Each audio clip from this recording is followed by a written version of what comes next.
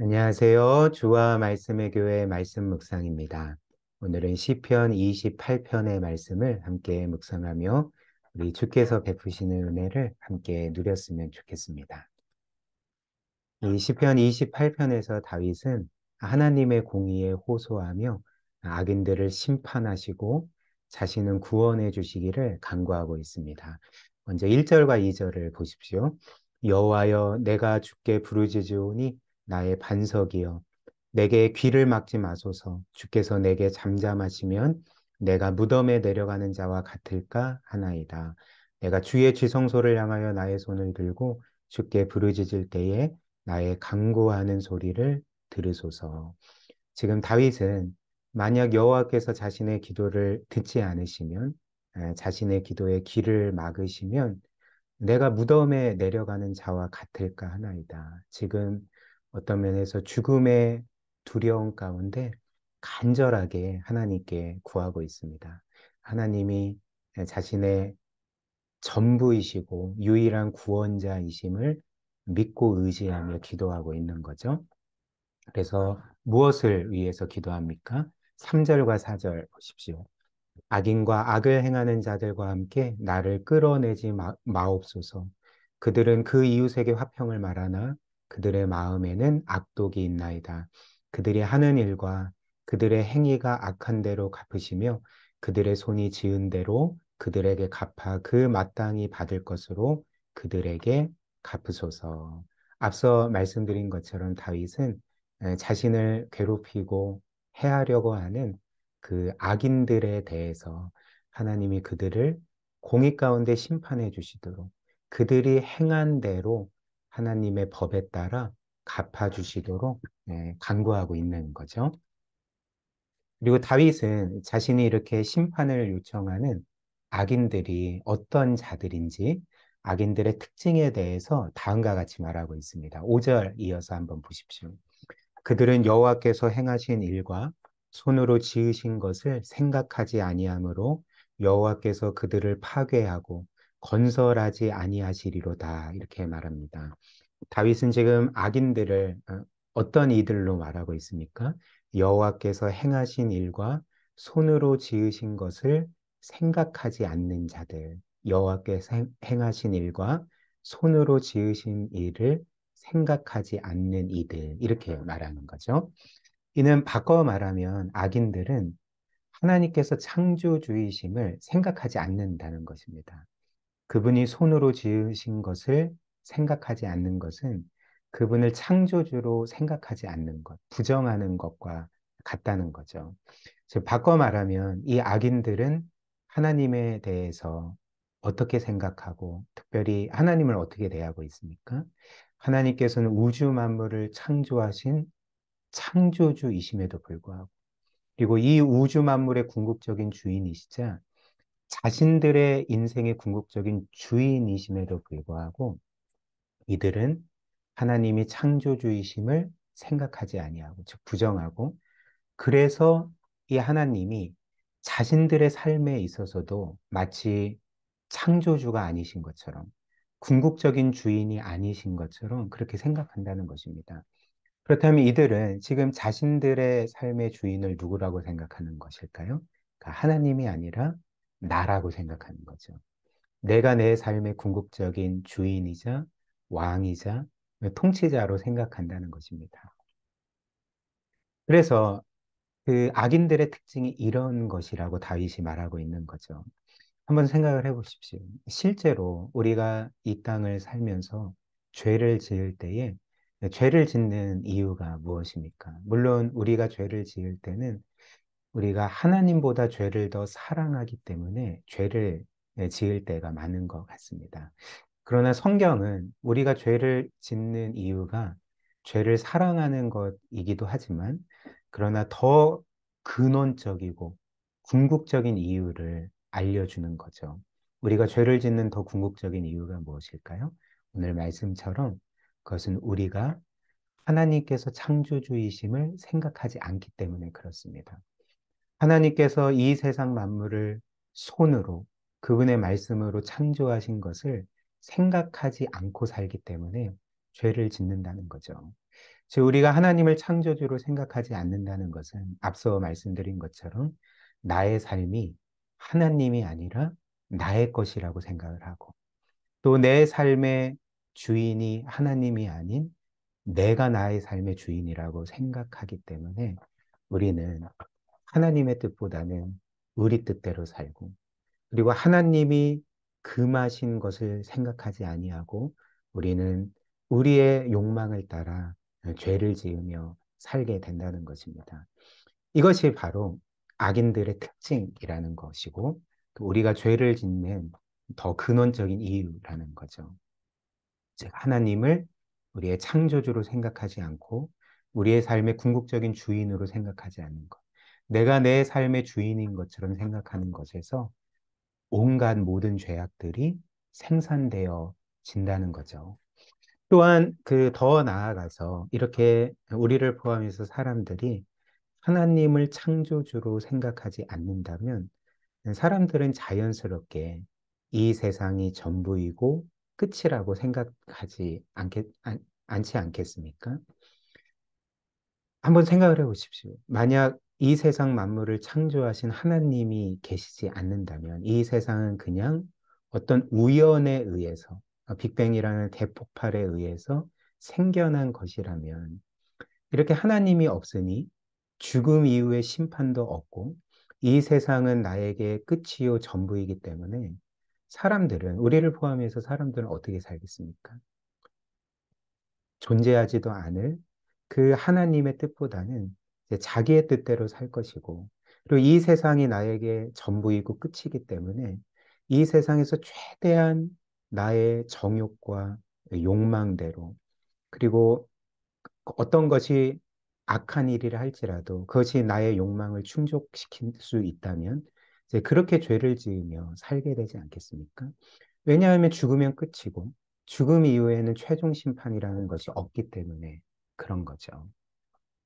바로 이것이 악인들이 오늘 5절 말씀처럼 여호와께서 행하신 일과 손으로 지으신 것을 생각하지 않는다라는 그 말씀의 의미가 되는 것입니다. 그렇다면 하나님은 이렇게 그분을 창조주로 생각하지 아니하는 사람들, 하나님은 없어라고 말하고 내 삶의 주인은 나야라고 말하는 자들에 대해서 어떻게 하십니까? 5절 이어서 한번 보십시오.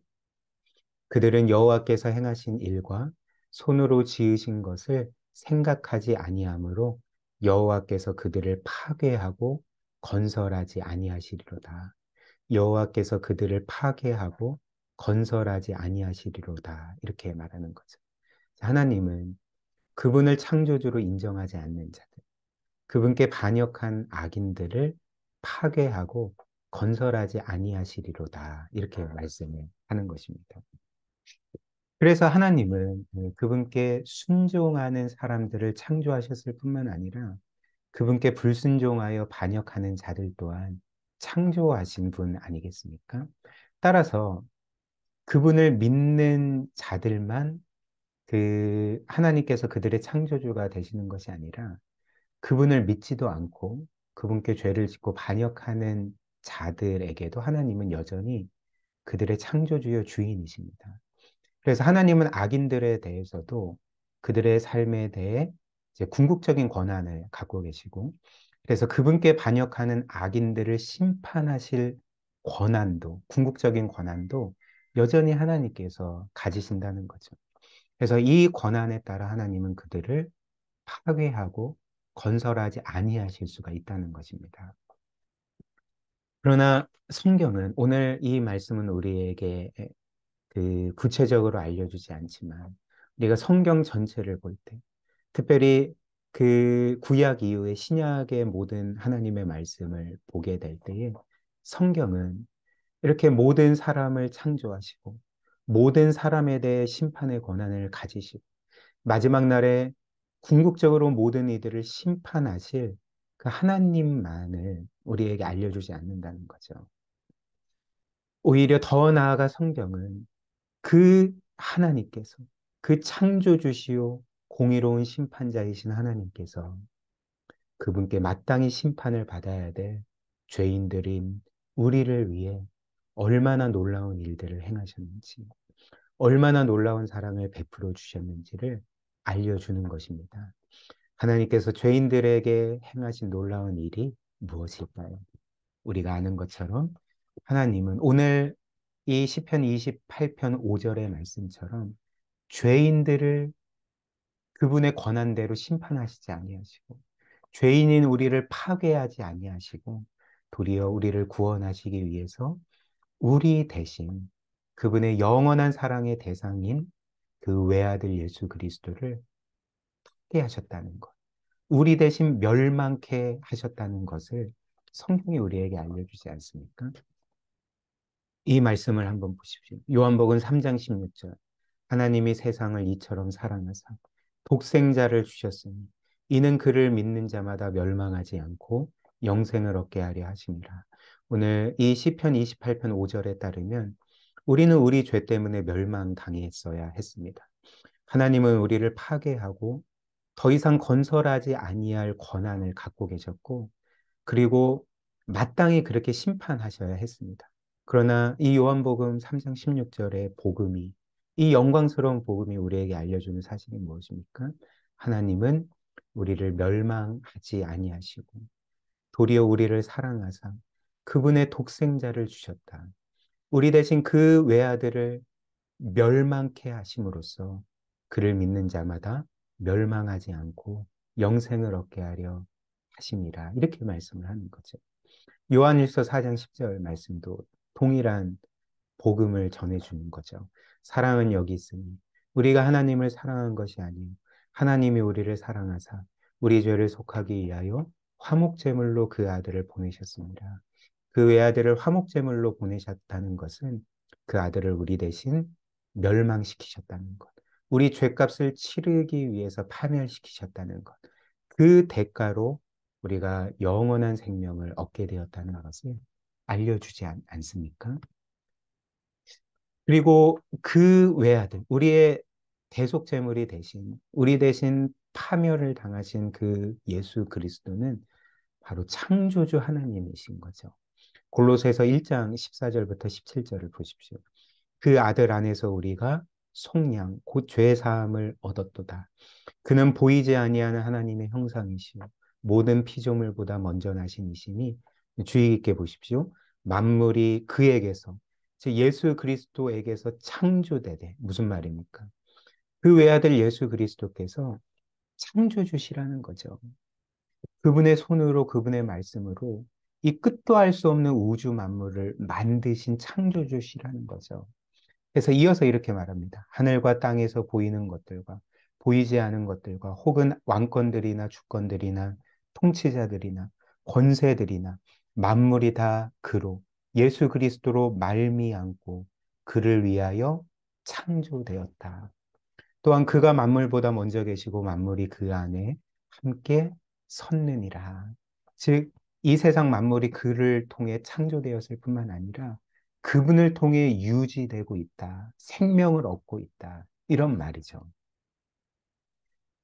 이 말씀이 우리에게 알려주는 사실이 무엇입니까? 오늘 시편 28편은 악인들의 특징을 하나님께서 창조주이심을 부정하는 것, 창조주이신 그 하나님을 무시하는 것이라고 말하지 않았습니까?